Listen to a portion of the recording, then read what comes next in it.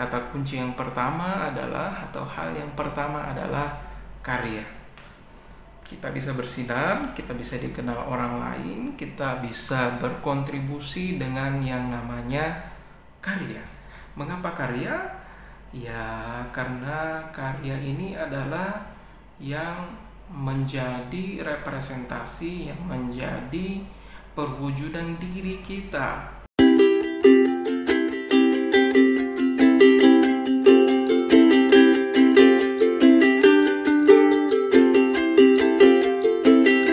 Assalamualaikum warahmatullahi wabarakatuh. Hai guys, kamu yang seneng nonton YouTube, jangan lupa like, comment, and subscribe channel Bung Khaidir. Tempatnya inspirasi dan motivasi para pemuda. Kamu yang nggak subscribe rugi. Terima kasih. Assalamualaikum warahmatullahi wabarakatuh. Assalamualaikum warahmatullahi wabarakatuh.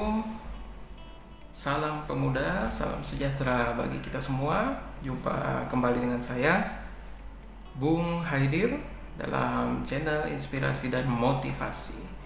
Jadi sebelumnya di dalam media sosial saya sempat ada yang bertanya tentang kok bisa terus bersinar.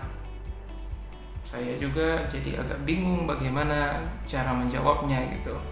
Ya, bukan bersinar glowing ya yang dimaksud, tetapi bersinar mungkin dalam hal sering berbicara di depan umum. Tetapi kalau mau dibilang bersinar nggak juga gitu. Jadi saya coba bercandain aja teman yang bertanya ini, emangnya lampu bersinar gitu. Tapi pada intinya yang membuat kita bersinar, yang membuat kita dikenal orang-orang adalah karya kita. Maka pada kesempatan kali ini kira-kira ada 3 hal ya, ada 3 hal yang membuat kita bersinar. Apa itu? Kata kunci yang pertama adalah, atau hal yang pertama adalah karya. Kita bisa bersinar, kita bisa dikenal orang lain, kita bisa berkontribusi dengan yang namanya karya. Mengapa karya?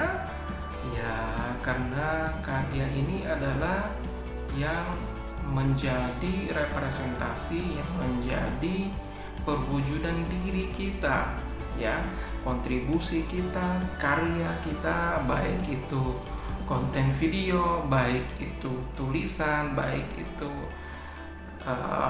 percakapan, baik itu diskusi, baik itu ilmu kita. Ketika kita kemudian mampu mengolahnya menjadi sesuatu yang menjadi ciri khas diri kita, atau ketika orang melihat hal tersebut maka mereka tahu bahwa itu dari diri kita, maka itu adalah karya. Yang pertama adalah karya. Yang kedua adalah, kata kunci yang kedua adalah semangat pertanggungjawaban. Jadi setelah karya ada yang namanya semangat pertanggungjawaban.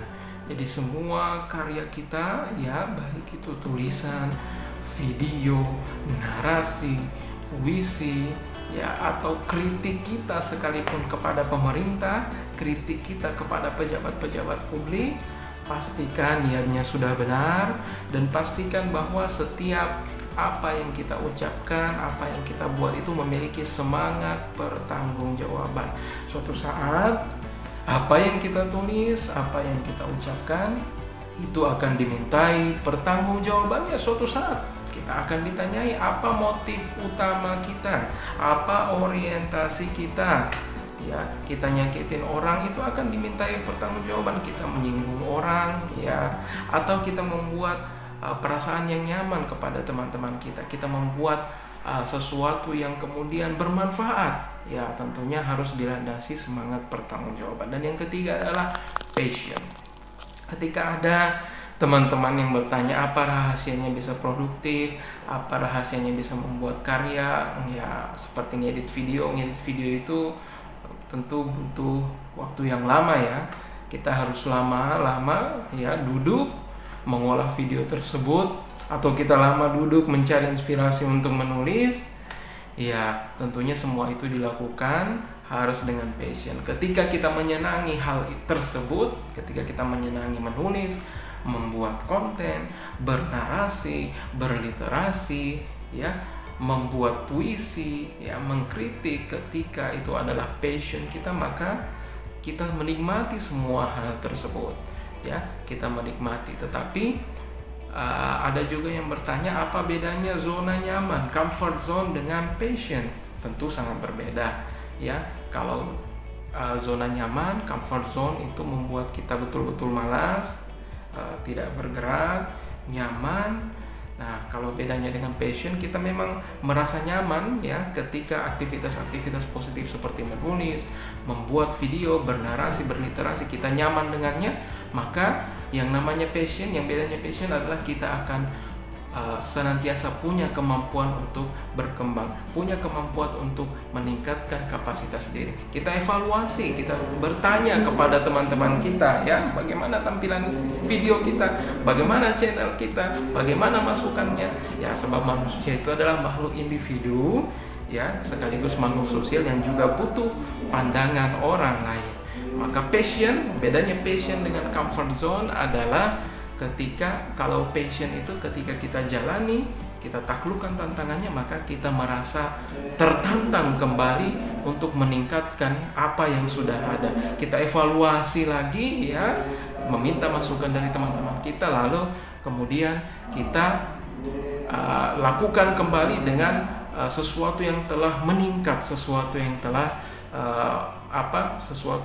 meningkat, sesuatu yang telah di-upgrade, sesuatu yang jauh lebih berkualitas dari ketika pertama kali kita mengeksekusinya. Bahkan ada salah seorang motivator barat, ketika kita melakukan suatu hal itu 10.000 jam, maka kita akan menjadi expert dalam hal tersebut, kita akan menjadi ahli.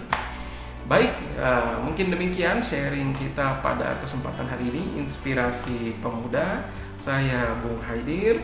Terima kasih banyak. Thanks for watching.